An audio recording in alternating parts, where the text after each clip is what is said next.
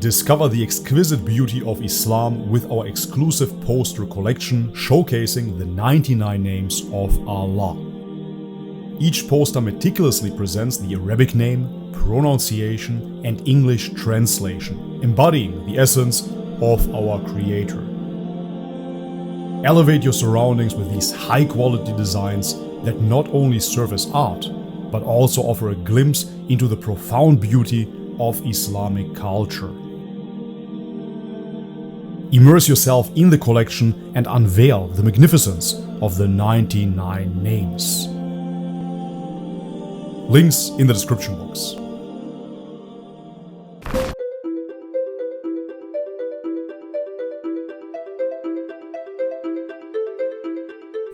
Alright guys, welcome back to the channel. If you're new, my name is Bobby. Guys, this is why I love making YouTube reaction videos, because today we're going to react to a Hindu woman telling us what Sharia law is. So I'm sure we're going to discover the truth of Sharia law today. Guys, before we jump into the video, leave me a thumbs up if you enjoy my content, subscribe to the channel if you haven't already, and check out the links in the description box to further support. And now, with no further ado, let's have a look.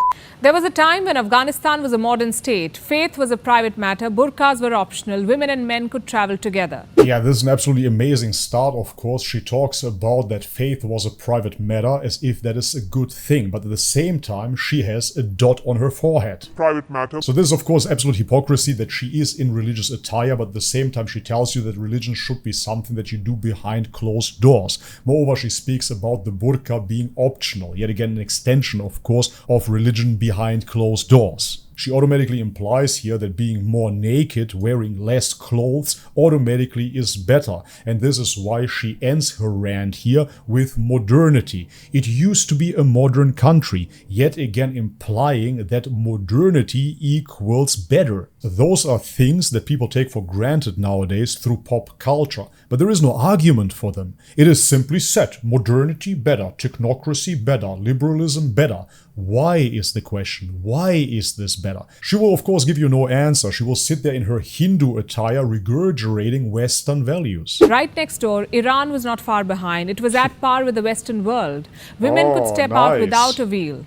Even meet men at public places. Beautiful. But the Iran... So it's absolutely amazing to see that when she speaks about on par with the Western world, she shows you women in skirts. Then she proceeds to tell you that it was common for men and women to mingle in public, as if that's a good thing. Yet again, why is it better to wear skirts and mingle with men? Why that is? Because it is on par with the Western world. Understood. But the Iran and Afghanistan of today are a lot different. Today, hijab is mandatory. Western clothing is frowned upon. Clerics dictate societal norms. Religious police patrols the streets. Civil rights are all but non-existent. Alright, she measures everything into one bucket there, of course. She tells you that now you have religious law and therefore civil rights are all but non-existent. It is so empty. Yet again, dear woman, you're sitting there in a Hindu attire. Does your religion mean anything to you?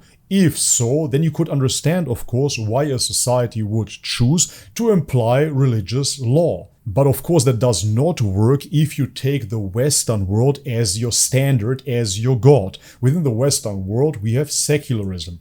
Why? Because the Western world does not believe in God, let alone in their churches. They do not believe in the church and the laws of the churches, and hence they fell into secularism. This is the liberty that you're speaking about, not following God's laws. And I cannot blame the West because Christianity did not come with a strict law. However, within Islam, yes, we do have the Sharia, we have God's law, and if you believe in Islam and you believe it is God's law for humanity, why would you then abandon it? Why would you then listen to any other man-made law instead of God's law? It doesn't make sense. So therefore everything that she talks about here makes only sense from a Western worldview or from a liberal secularist worldview. And therefore it does not matter that she sits there with a dot on her head. She does not believe in God anyways. What happened in these countries? They came under the Sharia law. Ooh. Hello and welcome to Gravitas Plus. I'm Palki, thank Sharma, you for having me. and I come to you Evil with Sharia arguably law. the most controversial concept in the world, the concept of Sharia. It's back in the... This is absolutely amazing. It is true, really. Sharia law nowadays is among the most controversial concepts in the world. But see how ridiculous this is. You have religious law, and somehow this is controversial. It is not controversial to have a change operation when you're 3 years old. It is not controversial to choose your gender freely when you're 4. It is not controversial to drink alcohol when you're 16 years old in Europe. It is not controversial at all to have premarital sex and to date. It is not controversial to legalize all kinds of substances in the West and beyond. But if we're talking about religious law, ooh, so controversial. News after the Taliban took over Kabul. They plan to rule Afghanistan under the Sharia law, under the Taliban's version of the Sharia law. What does that mean? What will change in Afghanistan?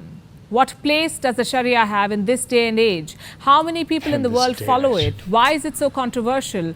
Why does the world fear it will take up... Yet again, this can only resonate with you if you're a secularist. Which role does Sharia law play in this day and age? Yet again, this is because they take the West as a standard and henceforth progressivism and modernity. It is so ridiculous, man. We believe that the Sharia is God's law, and hence God is eternal, and therefore Sharia is eternal as well. There is no specific time and space, but Sharia came for us humans for every single time frame within human history. Why? Because our Creator is perfect and therefore the law is perfect. We don't need to change our laws here every couple of weeks like they do in the West. Some substances are illegal, you go to jail for life, then a couple of years later, all of a sudden they're legal again. Then they're lowering the age of consent, then they're making it higher again. What is it based upon? Nothing but opinions, nothing but man-made rules. The Sharia stands in direct opposition to that. Afghanistan further back in time. We've spoken to a lot of scholars and experts to put this report together. We'll try to answer all these questions, starting with the first question. What is the Sharia? To many, the word conjures horrors yes. of hands being cut off, of adulterers being beaten, and women being oppressed. In fact, no religious law has ever had worse press as the Sharia has in recent times. Why is that so? Worse press, thanks to the misrepresentation, manipulation, and misuse of the Sharia. By whom? Islamic regimes, politicians, clerics, radicals, terrorists. They've all used the Sharia to rule in the name of God.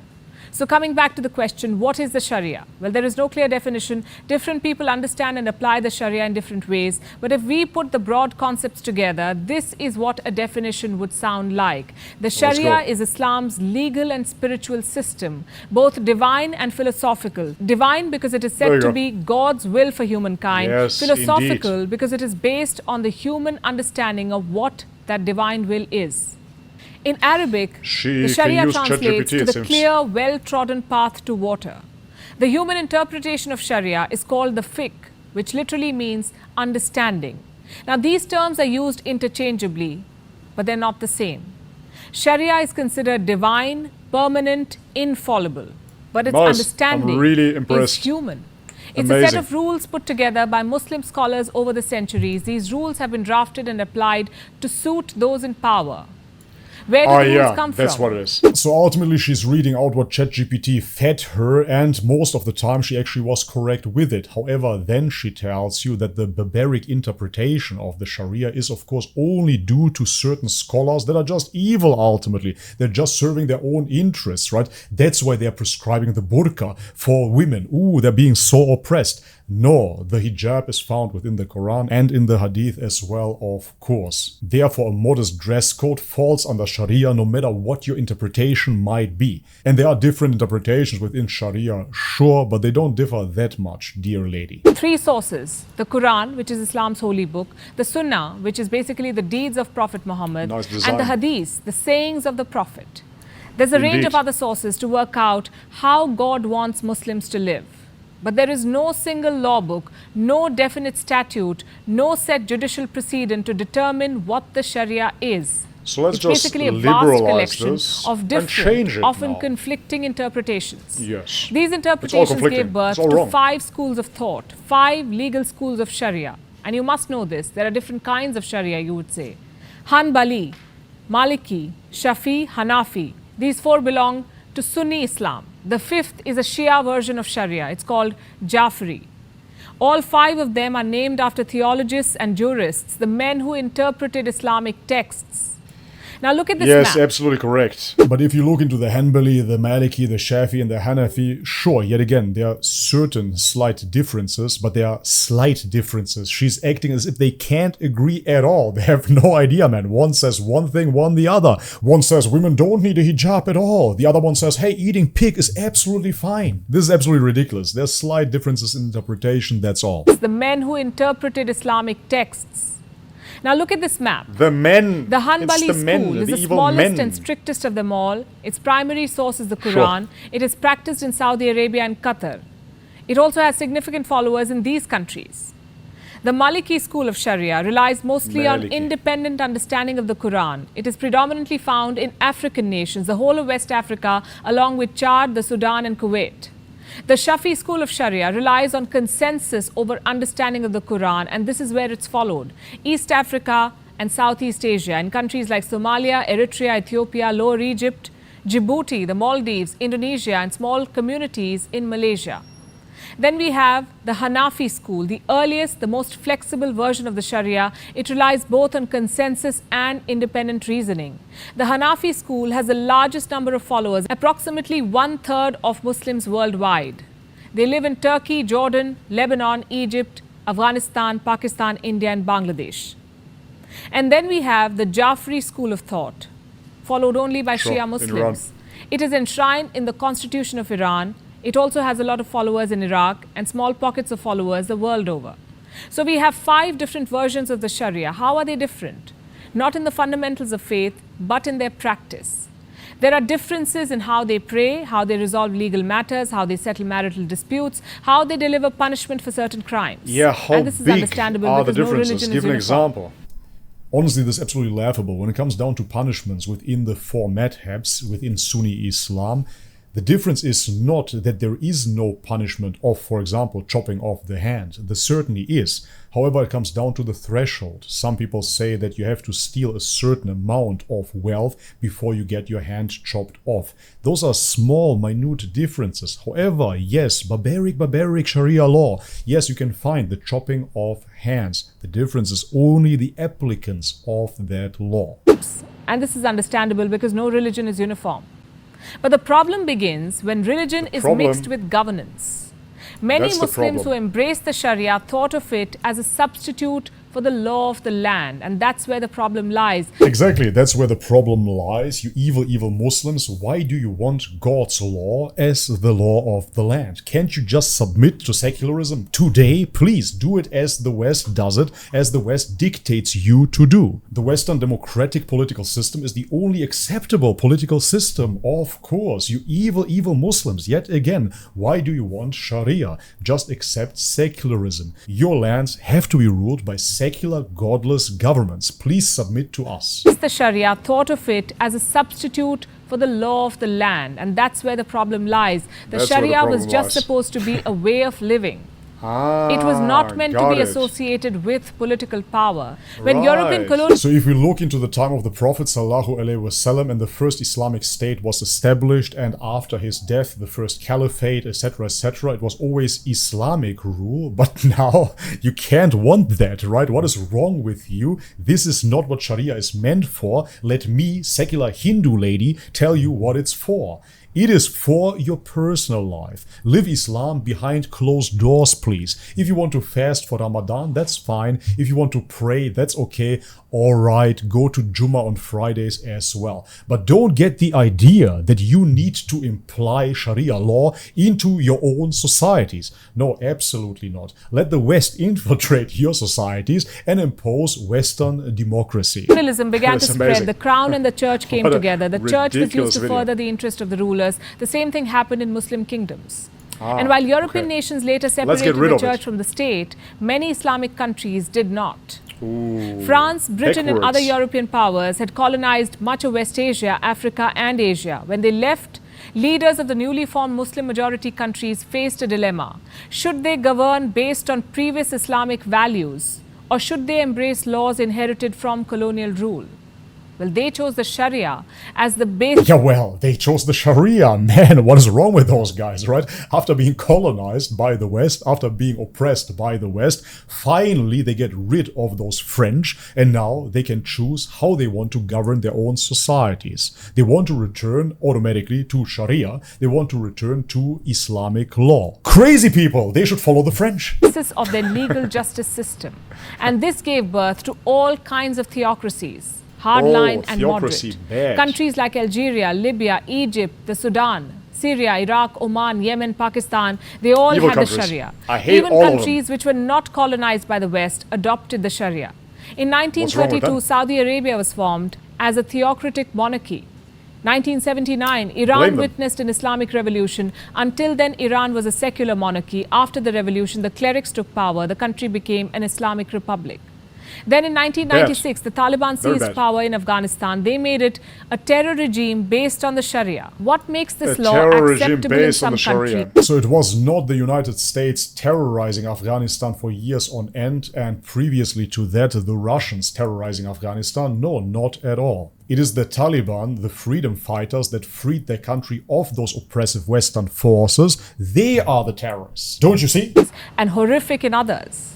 It's understanding and implementation. Some countries enforce the most discriminatory and patriarchal aspects of the Sharia. Patriarchy. They selectively pick certain verses from the Quran and legalize draconian practices like polygamy, triple talaq, genital mutation. They also enforced rules that had little or no basis in Islam. Research shows that most of these punishments were not sanctioned in the Quran. They were not practiced by the Prophet. Yet absolute Western brainwashing yet again is absolutely draconian, of course, to have multiple wives. Ooh, God forbid. But in the same breath, they were almost on par with the West because they were wearing mini skirts and men and women were meeting in public places. That is good. Men and women have to be degenerate. Men and women have to cheat. Men and women have to have sex out of wedlock to be fully liberalized. They need a sexual revolution. All of this is good. But when a man decides to have multiple wives and create pious families with them, pure evil. Yet today, they've been made the highlights of the Sharia. They're being used to dictate daily lives of Muslims the world over. A lot of the followers do not understand this. They just stubbornly uphold ignorant and unjust practices. The biggest victims of this are Muslim women. Sure. Does God judge differently based on gender? For many clerics, it does. Despite the fact that women work... Stop babbling. This is absolutely ridiculous. What are you talking about? Within Islam, we have spiritual equality, but we recognize that men and women are different. Nevertheless, men and women have to dress modestly, but the modesty in women looks different. Why is that so? Just look at the human body. I guess you would recognize that a woman's body looks a bit different than a man's body. But nowadays, there's already bigotry and misogyny, of course. Everybody's equal physically in this world, and it does not even matter that you are a woman and I'm a man. I might as well choose not to be. It doesn't matter that I have a beard and I'm bald. No, today I'm a woman, of course. This is absolutely ridiculous. This is again liberal Western nonsense. Despite the fact that women worked and fought alongside the Prophet. They won't tell you this. Oh, thank you very much. I didn't know that Aisha fought. Without an abaya or a veil. Thank you for telling me. But men can dress the way they want. Women cannot stand for president, but men can govern it's funny, especially when you look at Afghanistan. Do those men dress as they want? Don't you see a specific dress code within Afghani men as well? They're acting as if the men do not uphold any Islamic standard. They're not wearing any beard. They do not wear any modest clothing. No, of course not. Men can do what they want. Boo-hoo. Women cannot choose to have an abortion, but men are allowed to have 4 wives. Yeah, thank God. Women cannot travel without a male guardian. Women cannot drive. Women cannot retain custody of their children after divorce. And they receive half of what is awarded to their brothers in inheritance. Yeah, so women can't have an abortion, and now I am supposed to believe that that is a bad thing? What are you talking about? Thank God they cannot have abortions because it is repulsive. Should they have sex out of wedlock like in the West and then get abortion after abortion? My body, my choice. And then she of course has to mention that a woman inherits less than the men. Yeah, guess what? Within Islam, the man has to provide. The woman doesn't need to work. The husband has to provide for his wife. And therefore, the son would get more than the daughter, because the daughter automatically will get provided for. And the son, on the other hand, would need to provide for his future wife. This is why you get more. I know it's very hard to understand. The list of restrictions on women in the name of God is appalling. And the Sharia's misuse does not end there. It is cited to justify what they call the conquest mindset, to wage wars in the name of Islam, especially by terror outfits who portray themselves as more faithful than other Muslims. They use religious scholars in their ranks to make finely crafted arguments, to use religion as a pretext to perpetrate violence. They exploit people who have little understanding of Islam. Yet again, how backwards can this video be? We are talking about Afghanistan, a country that has been oppressed by two major forces, the Americans and the Russians. And now those guys are the terrorists because they use weapons to liberate their country. Sure. They recruit them as foot soldiers to fight their politically motivated wars. Some join them in the name of faith, some in the name of their land, some for a good paycheck, and some because they're just murderous. Oh, evil But this is not the Sharia. Don't read his letter to the states. A lot of damage has been done in the name of religion by people from all faiths, by people from all cultures. That's true for the Sharia too. All Yet religions it remains are wrong. a way of life That's for what it is. 1.8 billion followers of Islam in more than 57 countries. Does that make it acceptable? No, of course not. Who decides? And in which form? It's all subjective. Here's what I think. Tell me, All please. things, including religion, must evolve with time. If some practices are outdated, they then must remove end. the dot, please. Stop it. Religious law may not have a place in modern nation states governed by a constitution. If the Sharia's That's right. interpretation and practice clashes with today's way of life and social remove it. structures, then Off you perhaps go. it's time for revision and reflection Yes. rather than resentment. Alright, and that's it for today's video. Thank God, the Sheikha has spoken. Absolutely amazing. Thank you very much for the fatwa. I learned a lot today. Ultimately, we learned that religion, no matter which religion actually, Christianity, Judaism, Islam, it is all old stuff that has no place in this modern world. Haven't you seen the West? It's secularized, and this is what led the West to an absolute peak civilization. They're better than ever. Suicide rates are rising, lifestyle-related disease is rising, people cannot tell you what a woman is any longer, marriages are falling apart, men and women find themselves in absolute mental health crisis. But hey, let's just ignore all of this and let's say that the West is leading the example and we should adapt exactly like them. And this is the discrimination that nobody talks about, of course. This is the liberal West. They tell you that they are inclusive of everybody, right? Equality for everyone, diversity, hey, come to the West. But the reality is, of course, they will only accept you if you adhere to their liberal values. Liberalism swallows up every religion and creates a religion light, if you will. As I said, if you want to fast, if you want to go to mosque, yeah, well, that's fine, but never get the idea that God's law is superior than our secular rules. And this is how they want to destroy Islam, of course. They're not telling you that they want to get rid of Islam, even though they want to, of course. They're telling you about reform. They're telling you about revision, about reflection. Now is the time. The times have changed. By saying such a thing, you are implying yet again that the religion is not perfect. However, it does not work on Islam, because in the Quran we find that our religion has been perfected for us. Once the Quran was revealed, our religion has been perfected. That's it. You cannot change it, no matter how much you try, no matter how much you hate your own god or goddesses and your own religion. Just because it did not work for you, you cannot imply that it does not work for us Muslims. Muslims imply the Sharia in their daily lives, even if they're living in the West. Why? Because we believe that it is God's law and we want to adhere and we want to submit our will to God, no matter where we are. And therefore, we welcome the Sharia, of course. If the Sharia gets fully implied, we are the happiest, obviously. The only people that are against it and they're calling oppression are the degenerates. That's really what it is. If you really look into it, it is the liberals, it is the atheists that are rebelling against God's will, that do not want to submit to the Sharia. Because how could they? They do not want to be in marriages anymore. They want to have abortions. They want to have promiscuous. and therefore anything that would restrict their freedoms is a thorn in their eye. Don't you see? The Sharia is God's will. If you submit yourself to God's will, you find peace, you find happiness. Otherwise, you will stay in rebellion. And this rebellion is seen in the world nowadays, because we see a world in disbelief, a world that hates God and i.e. hates Islam. Alright guys, this is it for today's video. Absolutely interesting insight here for me personally as well. If you liked it, leave a thumbs up, subscribe to the channel if you haven't already, and check out the links in the description box below to further support. And now, as always, may God bless you all. Much love and peace.